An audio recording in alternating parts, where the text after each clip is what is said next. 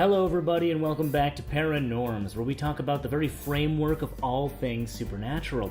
If you've watched Insomnia, you'd know that I oftentimes cite categories of the paranormal that I refer to as the Big Five: Cryptozoology, UFOs, conspiracies, unexplained events, and of course ghosts and hauntings.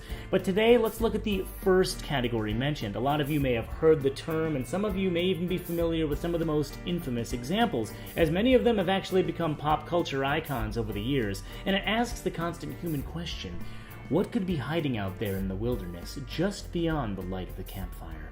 Today we look at cryptozoology, and some of the most famous yet elusive creatures. What could they be? Could such creatures even truly exist? And is it possible for them to have remained hidden for so long? Well, let's try to find out now. One of the first names that comes to mind when they hear cryptozoology is, of course, Bigfoot. Bigfoot is a large, hairy hominid said to dwell in the remote wilderness of North America. Originally referred to as Sasquatch, which is derived from Sasquatch, a Salish word meaning wild man or monster, he's thought to be everything from a Gigantopithecus to another lost remnant of mankind. He's also been documented all throughout antiquity, with one of the first sightings said to be by Leif Erikson, who mentioned his men seeing large, hairy beast men living in the wilderness with black eyes and awful howls. One of the most famous supposed documented sightings of Bigfoot was what is now known as the Patterson-Gimlin footage of 1967. Originally shot in Northern California by Roger Patterson and Bob Gimlin, the film has sparked much controversy over the years and is still to this day disputed and debated regularly.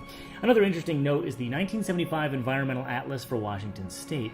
It documents the flora and fauna of the state and was designed by the U.S. Army Corps of Engineers and actually lists Bigfoot with an entire section dedicated to the topic. Could such a creature truly exist? Well, if you consider the area of 109 million acres of wilderness in the U.S. alone, it doesn't seem too unbelievable. While we just looked into the wilderness of the land, let's take a look now at the sea. Or in this case, a lake, with a famously elusive inhabitant. The Loch Ness Monster, or more affectionately known as Nessie, is a large plesiosaur-like creature which is said to lurk the murky depths of the freshwater Loch Ness in the Scottish Highlands.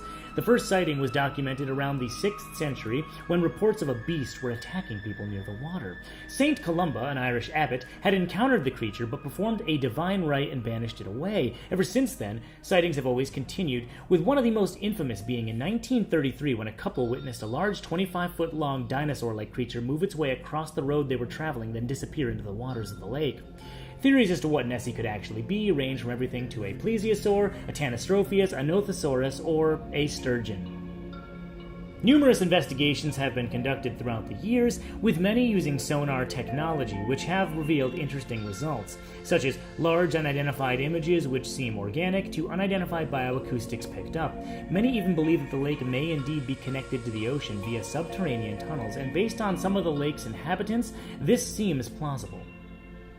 While both these cryptids may be remarkable in and of themselves, we're only beginning to scratch the surface of the world of cryptozoology, so stay tuned for part 2.